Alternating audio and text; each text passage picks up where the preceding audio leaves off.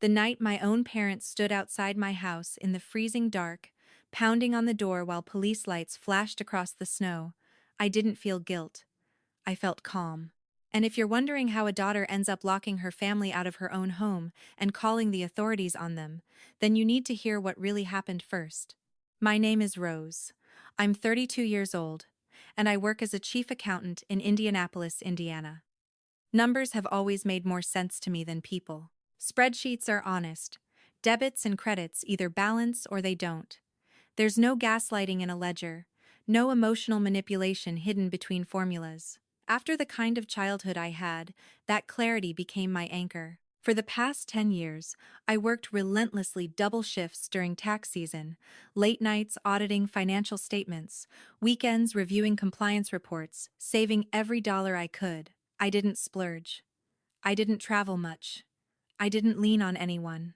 I built something for myself from the ground up. And 2 years ago, I finally bought a 4-bedroom house on the quiet outskirts of the city. It wasn't just property.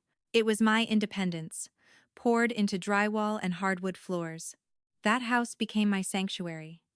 Every detail inside it was deliberate. The kitchen shelves were organized exactly the way I liked. My imported spices, truffle salt from Italy. Saffron threads in tiny glass jars sat lined up with precision. The living room furniture was arranged to maximize the lake view at the back of the property. After years of walking on eggshells in my childhood home, this space answered to no one but me. My relationship with my parents had always been strained. Growing up, love in our house felt conditional. Approval was transactional. If I performed well, I earned temporary peace. If I set boundaries, I was labeled selfish. My father, Larry, had a talent for making poor financial decisions and then blaming the economy, his friends, or bad luck. My mother, Joyce, had a softer voice but sharper tactics, guilt wrapped in tears, criticism disguised as concern. And my younger sister, Alice, learned early that charm could replace responsibility. By the time I turned 22, I realized something had to change. I moved out with 2 suitcases and a determination that bordered on obsession. I promised myself I would never again be financially cornered or emotionally cornered by anyone, especially not by family. For years, I kept my distance. Occasional phone calls, brief holiday visits, enough contact to avoid full estrangement, but enough space to breathe. They rarely came to see me unless they needed something advice about loans, help with paperwork, sometimes outright money. I learned to deflect politely, to offer guidance instead of cash. Then came that Tuesday night. The storm had rolled in unexpectedly, battering the city with violent winds and relentless rain. I was curled up on my sofa reviewing monthly reports, the glow of my laptop reflecting off the dark windows. The wind rattled the glass hard enough to make me glance up more than once. It was nearly 10:30 p.m. when the doorbell rang. Not a normal ring. It was sharp, urgent, repeated. My heart jumped into my throat. I wasn't expecting anyone. No deliveries, no friends, and certainly not during a storm like that.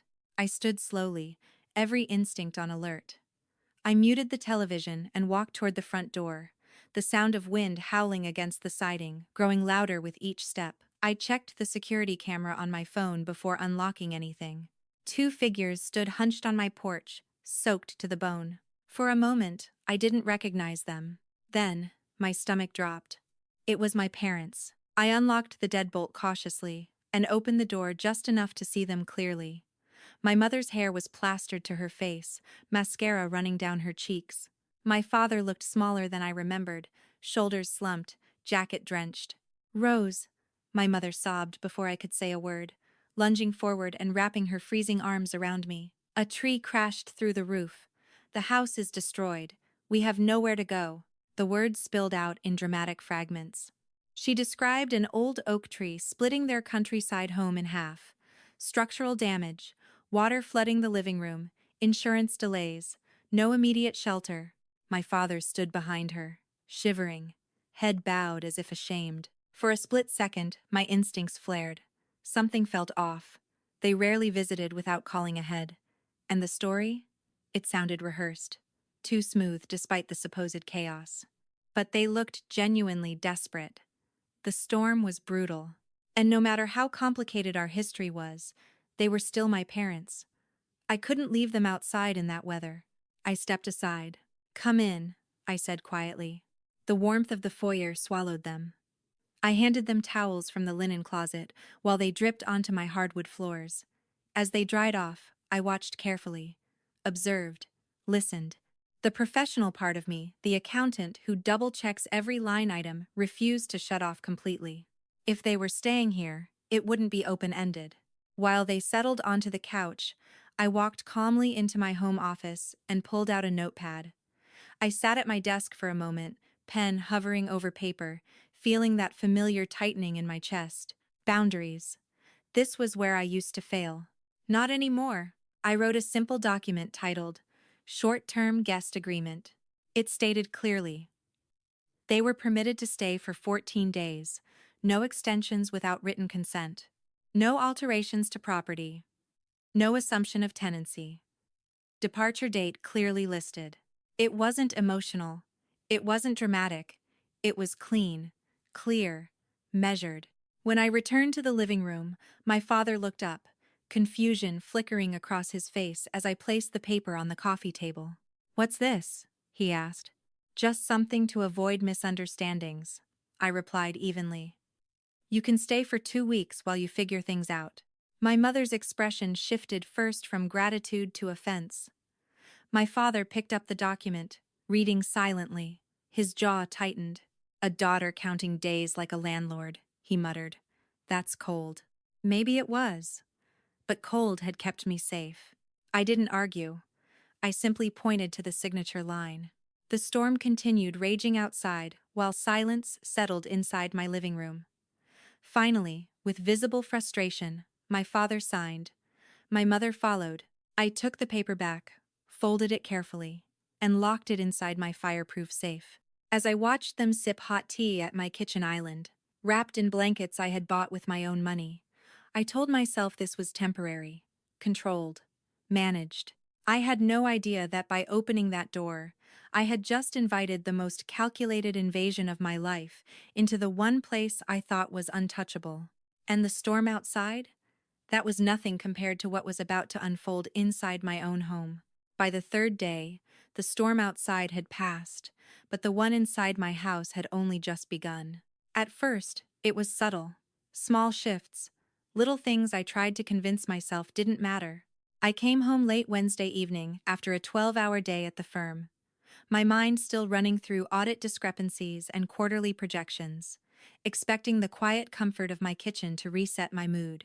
Instead, I stepped into a space that felt wrong.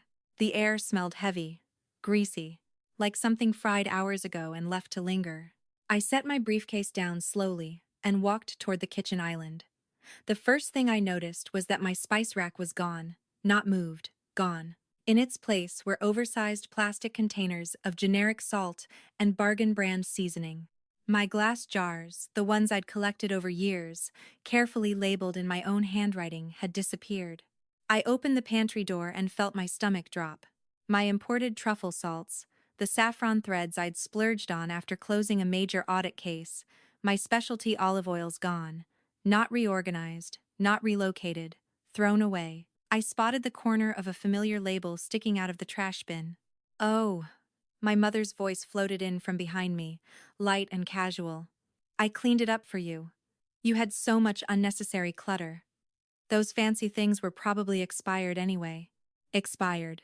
I stared at the trash can like I was looking at something symbolic, something far bigger than seasoning. It wasn't about spices. It was about control. About walking into someone else's home and reshaping it to your liking without asking. "I liked it the way it was," I said carefully. She waved a dismissive hand. "You work too much, Rose. You don't have time to think about these things. I'm helping." Helping. That word had always come with conditions in our house. I swallowed my frustration. The agreement was clear. 14 days. I could endure 14 days. Dinner that night only made things worse. My mother insisted on cooking, claiming she wanted to contribute. The result was a heavy, oil-soaked meal that sat in my stomach like a brick. My father barely acknowledged the effort, but he seemed unusually interested in something else. He leaned back in his chair, glancing around my dining room with a calculating look that made my skin prickle. "This neighborhood has gone up in value, hasn't it?" he asked casually. "Homes around here must be worth, what? $500,000 now?" I kept my expression neutral. "The market fluctuates." "And your position at the firm," he continued, cutting into his steak. "Chief accountant now, right? That must come with a comfortable salary." There it was. The tone I knew too well. Not curiosity. Assessment. "I do fine," I replied vaguely. He nodded slowly, eyes scanning the ceiling, the crown molding, the hardwood floors. "It's good when children succeed. Family should share in that success." My appetite disappeared. That sentence echoed in my head long after the dishes were cleared. Family should share. It wasn't gratitude. It was expectation. The next morning, while they were still asleep, I sat at my kitchen island with a cup of coffee, staring at my phone. The story about the oak tree had replayed in my mind all night. Something about it didn't align. My parents weren't the type to dramatize damage. They were the type to hide financial problems until they exploded. And my father had always had a weakness: gambling. I hadn't wanted to assume the worst. But numbers don't lie, and neither do bank records. I called my best friend, Sarah, who worked as a senior mortgage specialist at a local bank.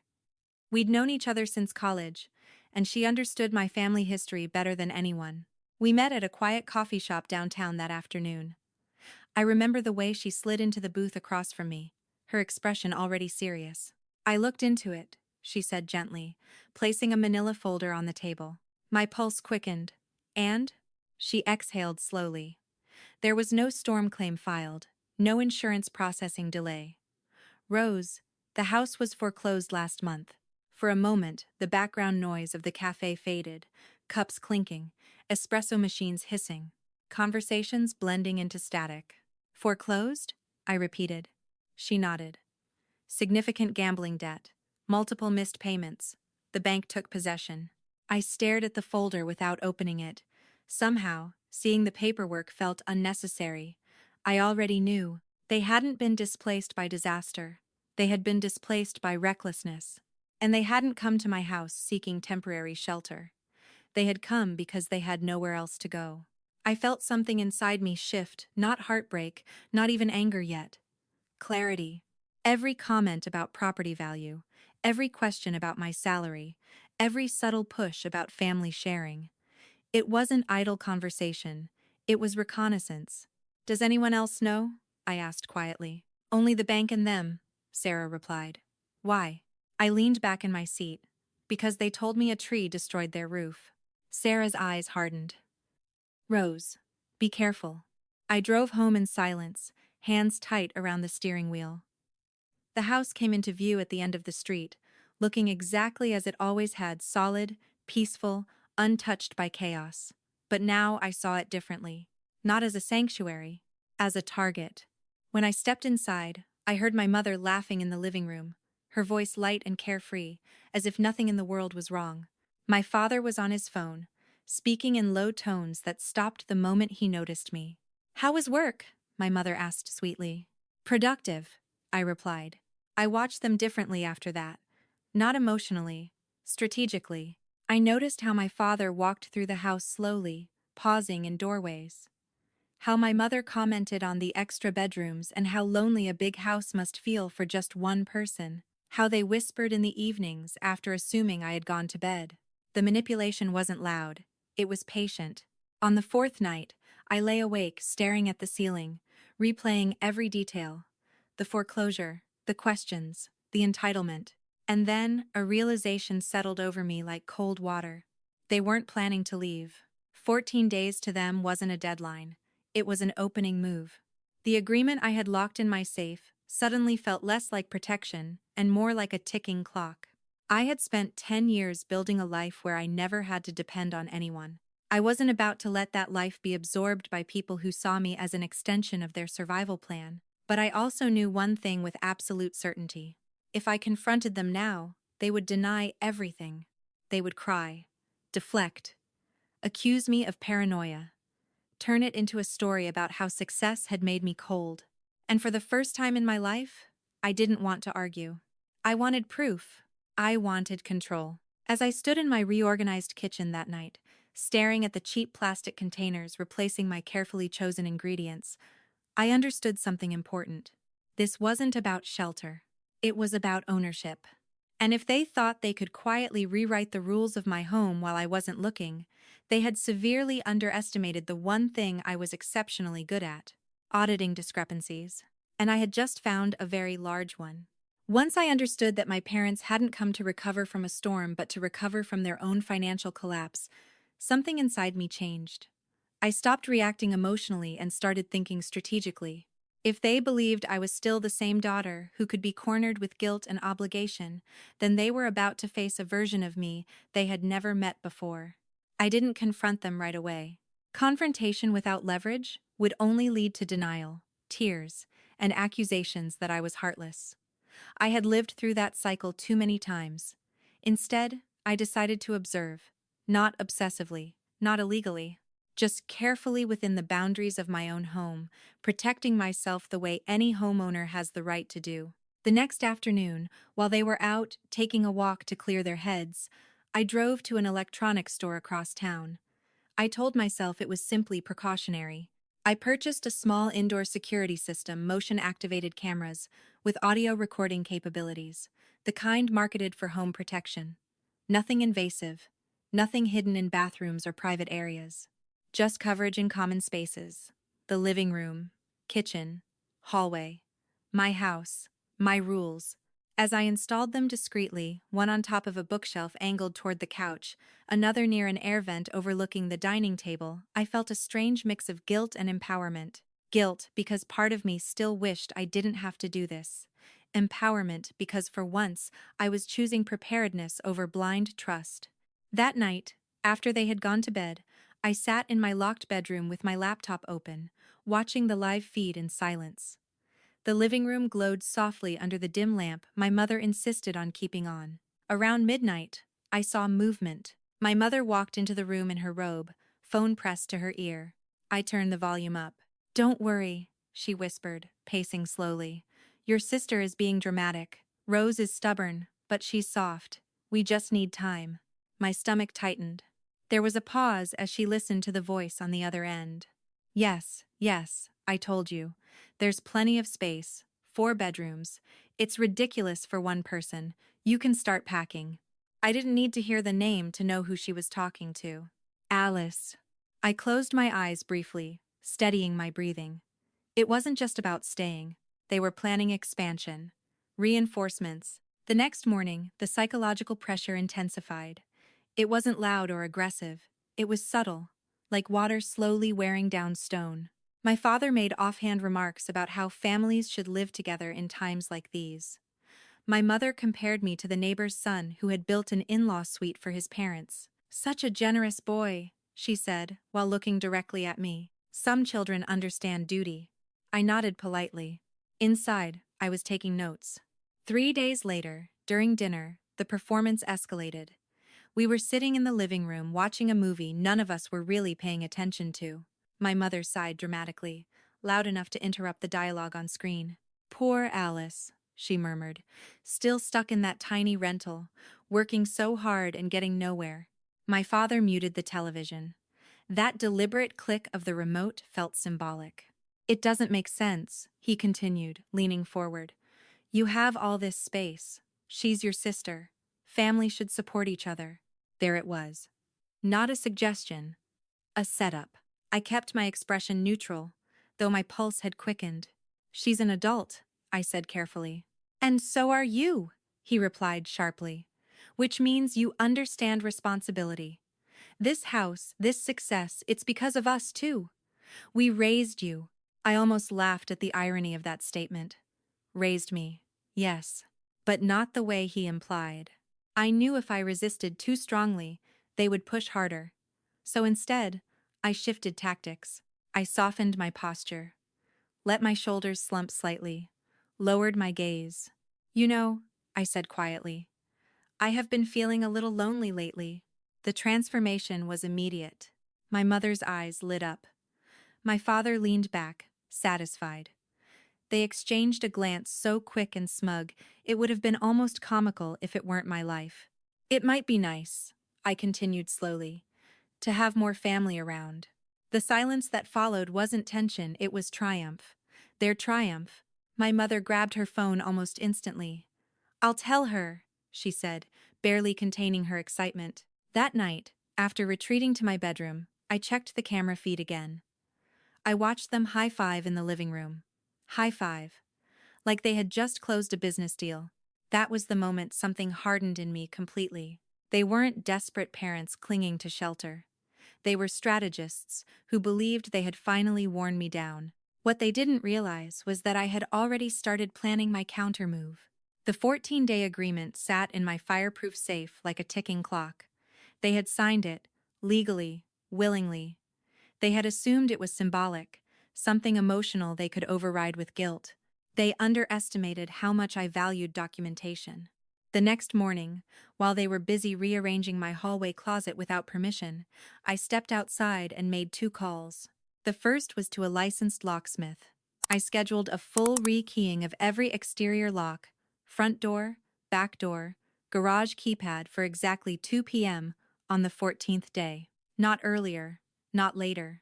The second call was to a junk removal service. I explained that I needed assistance clearing items from my property line on a specific date. Professional, insured, discreet. Everything was booked in advance. I also called the local non-emergency police line not to file a complaint, but to ask about trespassing laws and procedures.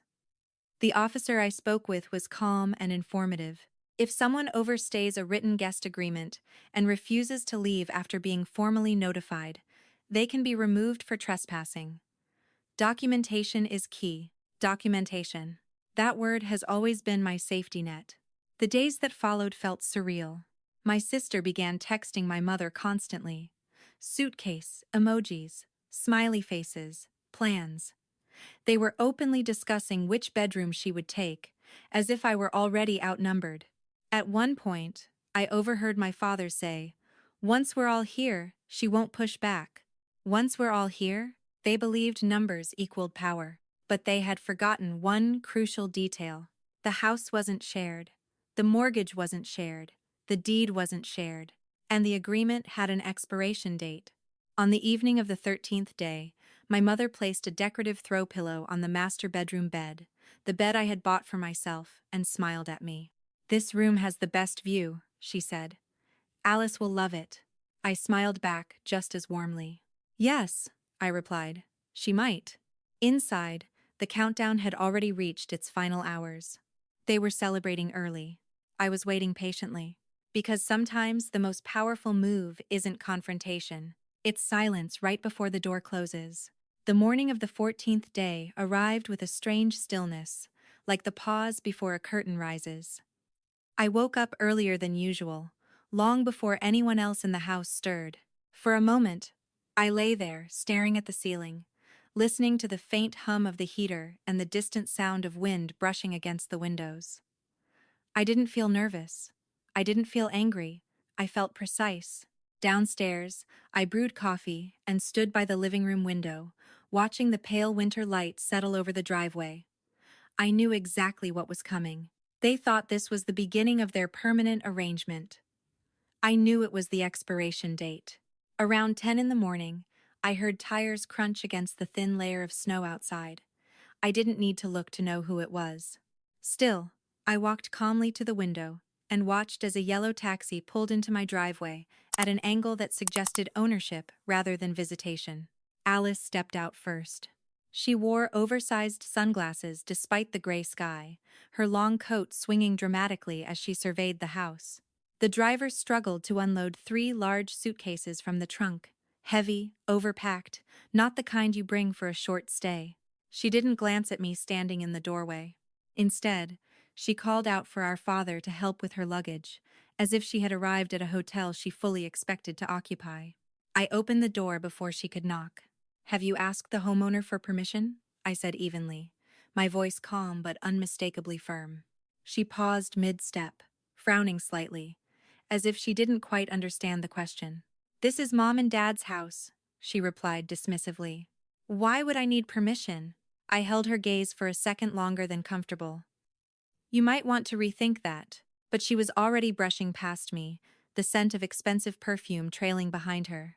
My parents greeted her in the foyer like royalty had arrived. My mother beamed. My father looked proud, as if the final piece of their strategy had clicked into place. I stepped aside and watched the performance unfold. Alice didn't hesitate. She moved upstairs immediately, dragging her suitcase loudly across my hardwood floors, leaving faint scratches I forced myself not to react to. I followed at a measured pace, observing. She walked straight into my master bedroom. Not the guest room, not the empty office, my room.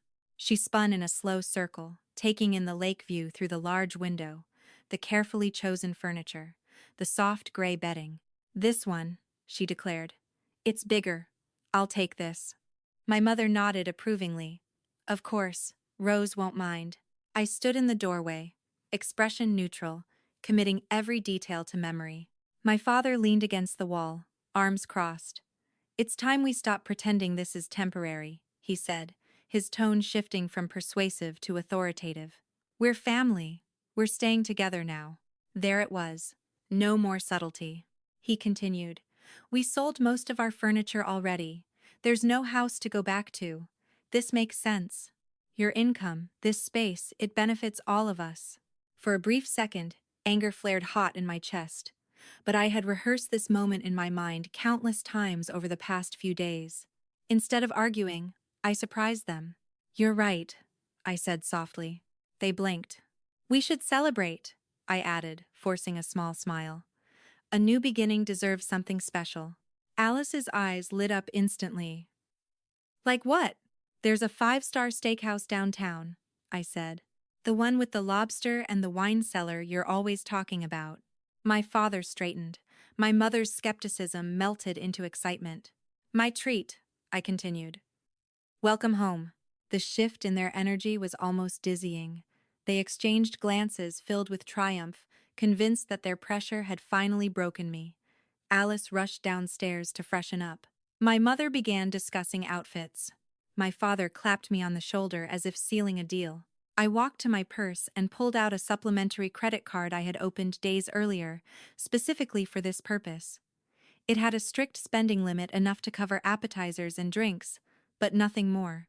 "I'm not feeling well," I said, pressing my fingers to my temple. "Migraine. I'll stay home and rest." They didn't argue. In fact, they seemed relieved. Within 40 minutes, the house emptied. The front door shut. The taxi pulled away again, carrying them toward what they assumed was the first night of their permanent occupation. The second the car disappeared beyond the oak trees at the end of the street, the faint tremor in my hands vanished. I picked up my phone and made the call. "They're gone," I said calmly. Less than 10 minutes later, an unmarked van parked discreetly around the corner. 3 men from the licensed junk removal company stepped out, professional and efficient. No questions beyond logistics. I unlocked the door fully and stepped aside. "Everything that doesn't belong to me," I instructed. They moved quickly. Suitcases were opened, clothes swept into heavy-duty black trash bags, toiletries cleared from bathroom counters. My mother's reorganized kitchen items were removed with the same precision she had used to rearrange them. The master bedroom was stripped of the belongings Alice had just proudly unpacked. One of the workers held up a framed photo of my parents from decades ago. "Keep?" "No," I said quietly. "Not mine." They worked like a silent storm, clearing the house in under an hour. Every item was carried outside and placed beyond the iron fence, directly on the public sidewalk. Not on my lawn, not inside my property line. Documentation matters. While they finished loading the last bags onto the curb, the locksmith arrived. He replaced the front and back door locks with new heavy-duty deadbolts. The garage keypad was reset. All previous access codes were erased. I watched each lock click into place with a steady heartbeat. When the workers left, I taped the original short-term guest agreement to the inside of the glass storm door. I highlighted the expiration date in bright yellow. 14 days. No extensions. I turned off every light in the house and brewed another cup of coffee. The scent filled the air, replacing the lingering trace of my mother's cooking. I sat on the couch in the dark, facing the window, waiting. 2 hours later, headlights swept across the living room wall. The taxi returned. I remained seated as they stepped out, laughing loudly, slightly unsteady from wine. Alice was mid-sentence when her heel caught on one of the black bags. She stumbled, annoyed, and kicked it instinctively. The plastic tore open. Her designer coat spilled onto the snow. Confusion shifted to horror in seconds. She began tearing open more bags, screaming as she recognized her belongings mixed carelessly with the rest. My father rushed to the front door, fumbling with the key. It didn't turn. He tried again. Harder. Nothing. He ran to the garage keypad, punching in the old code repeatedly. Red light, error tone. My mother finally looked toward the house and saw me standing behind the glass, illuminated faintly by the porch light I had just switched on. She pounded on the door, shouting my name. I opened the inner door but remained behind the locked storm door, coffee cup in hand. The agreement has expired, I said calmly. You are no longer authorized to be here. For the first time in my life, I wasn't negotiating. I was enforcing. The look on their faces when the key refused to turn is something I will never forget. It wasn't just confusion. It was disbelief, the kind that comes when someone finally realizes the rules have changed, and they weren't the ones who changed them. My father tried the lock again, twisting the key harder as if brute force would override reality. The metal scraped uselessly inside the new mechanism. The sound echoed sharply in the cold night air. My sister was still kneeling in the snow, ripping open black trash bags, pulling out her clothes with shaking hands. My mother stood frozen for half a second, then stormed toward the door. She pounded on the glass with both fists. "Rose, open this door right now!" I remained inside, standing behind the locked storm door, warm air brushing against my legs, a mug of coffee steady in my hands. The porch lights flooded the driveway with harsh brightness, illuminating everything: the torn bags, the scattered clothing, the rising panic. "The agreement has expired," I said calmly, my voice even. "You were aware of the deadline." My father turned toward me, his face flushed red with anger. "Don't be ridiculous," he snapped. "This is a misunderstanding. We live here." "No," I corrected gently. "You were guests, temporary guests, 14 days. My sister scrambled up the steps, her mascara streaking down her cheeks. "You can't do this," she shouted. "This is our family home." "It's my home," I replied. "And I asked for permission when you walked in this morning. You never answered." That seemed to hit harder than the lock itself.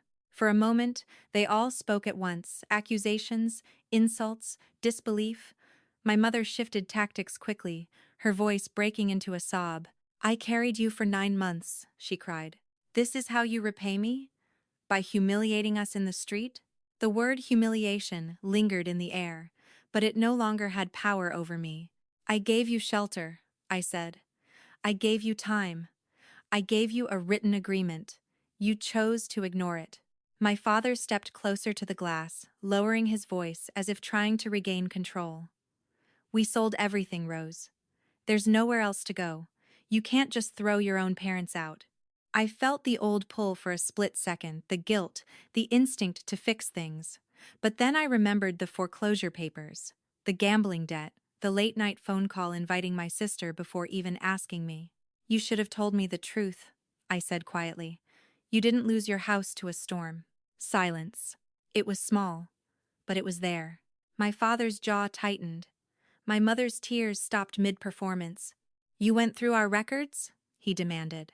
"I protected myself," I answered, "just like you taught me to." His anger flared again, but it was different now. Less dominant, more desperate. Behind them, neighbors' porch lights flicked on one by one. Curtains shifted. Doors opened slightly. The quiet suburban street had become an audience. My sister noticed first. She glanced around nervously, suddenly aware that this wasn't a private argument anymore. "This is insane," she hissed. "Just let us in. It's freezing." "You should gather your belongings," I replied. "They're outside the property line." My mother tried the door handle again violently, rattling it hard enough to shake the frame. That was when I stepped back and made the final call. I had already contacted the non-emergency line earlier that afternoon, explaining that a written guest agreement was expiring and that I anticipated resistance. The officer had advised me to call immediately if they refused to leave. So I did. 10 minutes later, the distant wail of sirens cut through the cold air. My father froze. My sister's eyes widened. My mother's face drained of color. "You called the police?" she whispered, as if the idea were unthinkable. "I asked the homeowner for permission," I replied softly. "And the homeowner said no." Two patrol cars turned onto the street, red and blue lights reflecting off the snow in the side of my house. The flashing glow illuminated everything: the trash bags, the scattered clothing, my parents standing on the porch like intruders caught mid-act. The officers stepped out calmly, hands resting near their belts, but not aggressive. Professional. Neutral. "What seems to be the situation?" one officer asked. My father immediately shifted tone, straightening his posture. "Officer, this is our daughter. She's having some kind of emotional episode.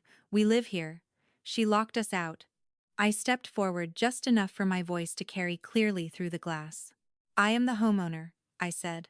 They were temporary guests under a signed 14-day agreement. The agreement expired tonight. I pointed to the document taped at eye level on the storm door. The officer approached, flashlight beam steady as he read the highlighted expiration date and the signatures. He nodded once, then turned back toward my parents. "Sir," he said evenly, "this document indicates you were permitted to stay until today. The homeowner has revoked permission. You need to collect your belongings and leave the property." My father's composure cracked. "We have nowhere to go." "I'm not here to mediate family disputes," the officer replied. "I'm here to enforce property rights." That sentence landed with weight. Property rights. Simple, clear, legal. My mother attempted one last emotional appeal. "We're her parents." "This is heartless." The second officer glanced at me briefly, then back at them. "Ma'am, that doesn't override ownership." There was no dramatic arrest, no violent struggle, just reality settling in. Under supervision, they gathered what they could carry. My sister stuffed clothes back into torn suitcases, her movements frantic and embarrassed. My father avoided eye contact with the neighbors who were still watching from porches. My mother muttered under her breath, alternating between blaming me and blaming my father. Before leaving, the officers issued a formal trespass warning. If they returned without permission, they would face legal consequences. I watched from behind the glass as the taxi was called again. This time, there was no laughter, no entitlement, just silence and cold air. As the car pulled away for the second time that night, the flashing lights faded, and the street slowly returned to normal. Porch lights switched off, curtains closed, snow continued falling softly as if nothing extraordinary had happened. Inside, I locked the deadbolt once more and leaned my forehead gently against the door. For years, I had believed that protecting myself meant becoming cruel, that boundaries were sharp and selfish. But standing there in the quiet aftermath, I didn't feel cruel. I felt safe. I walked through the house slowly, room by room. The master bedroom was empty again. The kitchen counters were clear. The air felt lighter, cleaner somehow. There was no shouting now, no guilt-laced comments, no whispers plotting expansion, just silence. I sat down in my living room, the same spot where I had waited hours earlier, and finally allowed myself to exhale fully. It wasn't revenge. It was enforcement. And for the first time in my life, I understood that sometimes the most powerful act of love you can perform for yourself is closing the door and refusing to open it again. A month has passed since that night, since the flashing red and blue lights faded from my driveway and the sound of my parents' voices finally disappeared from my front porch. If you had told me a year ago that I would one day stand calmly behind a locked door while police officers escorted my own family away, I would have said you were exaggerating. But life has a way of forcing clarity when denial becomes too expensive. The first few days after they left were strangely quiet. Not just physically quiet, emotionally quiet. The house felt different, as if it had exhaled. For 2 weeks it had absorbed tension, whispers, passive-aggressive comments, and entitlement disguised as love. Now there was only stillness. I walked through each room slowly, noticing how much space had been taken up not just by their belongings, but by their energy. I didn't waste time. I contacted my lawyer, Mr. Henderson, the Monday after the incident. I brought him the signed guest agreement, the foreclosure confirmation Sarah had helped me obtain, and the documentation from the police officers who had issued the trespass warning. He listened carefully, nodding in that steady, analytical way that reminded me of myself at work. "You did everything correctly," he said. "You established a written time frame. You enforced it. You called authorities only after permission was revoked, and they refused to leave. That matters." That mattered to me more than I expected. Not because I doubted the legality of my actions, but because I needed to hear that protecting myself didn't make me reckless. It made me responsible. Within 2 weeks, we filed for a restraining order. My parents had attempted to call me repeatedly from different numbers. Alice had sent a long email accusing me of betrayal, copying distant relatives in an attempt to shame me. There were even 2 evenings where a car drove slowly past my house, headlights lingering a little too long. Maybe it was coincidence, maybe it wasn't. I refused to leave room for uncertainty. The court granted the order based on documented harassment and the prior trespass warning. The language was clear. They were prohibited from coming within 100 meters of me or my property. Violations would carry legal consequences. When Mr. Henderson called to confirm, I felt something settle deep inside my chest. Not triumph, not revenge, security. For years, my relationship with my family had been defined by emotional leverage. If I succeeded, I owed them. If I set limits, I was selfish. If I said no, I was ungrateful. That pattern only survives when boundaries are negotiable. Once they become enforceable, the dynamic changes completely. Through small-town gossip, because news travels quickly when drama involves flashing police lights, I learned bits and pieces about their new situation. My parents moved into a small, subsidized apartment in a neighborhood they used to criticize. The irony wasn't lost on me. My father reportedly blamed my mother's spending. My mother blamed his gambling. Accountability, as always, circled the room without landing on either of them. Alice's fall was the most dramatic. Without my house to anchor herself to, she had to find steady employment. I heard she took a job washing dishes at a fast food restaurant on the outskirts of the city. I don't say that with cruelty. Work is honorable. But the contrast between the sister who once declared my master bedroom hers and the woman now clocking in for minimum wage was undeniable. For a brief moment, I wondered if I should feel pity. I didn't. Not because I lack compassion, but because compassion without boundaries is self-destruction. They had options. They had choices. They chose deception over honesty. They chose entitlement over conversation. In the weeks that followed, I did something I had never done before. I reclaimed my space intentionally. I hired a professional cleaning service for a deep, top-to-bottom reset. The kitchen walls were repainted to erase the grease stains my mother had left behind. I replaced the mattress in the guest room, not because it was ruined, but because I no longer wanted anything in my home that felt heavy with memory. I reorganized my pantry exactly the way I liked it, repurchasing the spices she had thrown away. When I placed the small jar of saffron back on its shelf, it felt symbolic, like restoring a piece of myself. I also replaced the living room sofa, not because it was damaged, but because it had witnessed too much tension. Sometimes starting over requires more than cleaning. It requires redefining the environment entirely. At night, I sit in my favorite armchair by the fireplace, a glass of red wine in my hand, watching snow fall across the lake behind my house. The quiet no longer feels fragile. It feels earned. There were moments, of course, when doubt tried to creep in. Late at night, my mind would replay my mother's voice asking how I could humiliate them like that. My father's accusation that I had forgotten where I came from.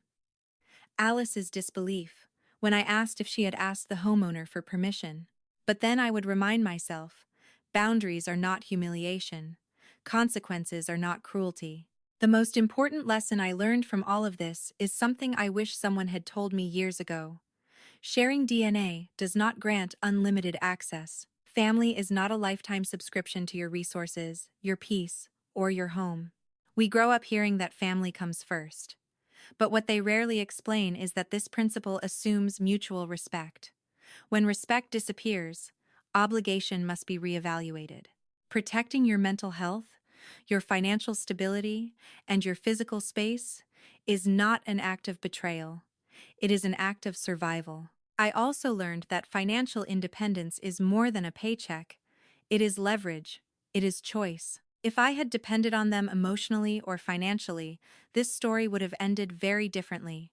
Independence gave me the power to say no and mean it. Sometimes I wonder if they ever reflect on how things unfolded, if they replay that night in their minds the way I do, if they recognize the exact moment when entitlement turned into consequence. I don't know.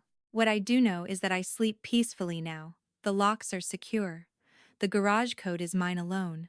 The porch light shines for guests who are invited, not assumed. There was a time when I believed loving my family meant tolerating whatever they brought into my life. Now I understand that love without boundaries becomes exploitation. And exploitation, disguised as family duty, is still exploitation. That night wasn't about revenge. It was about clarity. It was the moment I chose myself, not selfishly, not angrily, but deliberately. And if there's one thing I want anyone listening to take from my story, it's this. You are allowed to protect what you build. You are allowed to say no, even to the people who raised you. You are allowed to lock the door against chaos and call it self-respect. Because sometimes, the most powerful word you can say isn't yes. It's enough. If there's one thing this story proves, it's that boundaries are not acts of cruelty, they are acts of clarity. What happened in that house wasn't just a family dispute, it was a turning point. It was the moment a daughter stopped confusing obligation with love and chose self-respect over silent endurance. And that choice changed everything. Many of us are taught that family comes first, no matter the cost. But what this experience revealed is that first should never mean sacrificing your safety, your peace, or your identity. Real love doesn't demand ownership. Real support doesn't erase your autonomy. Sometimes the hardest door to close is the one connected to people who share your last name, but sometimes that door is the one that protects your future. If this story resonated with you, if you've ever struggled with toxic relationships, emotional manipulation, or the fear of setting boundaries, I hope it reminded you that strength doesn't have to be loud to be powerful. Subscribe to Revenge Truth Vault for more stories about resilience, quiet victories, and reclaiming your life with courage and strategy. And tell me in the comments, what would you have done in my place?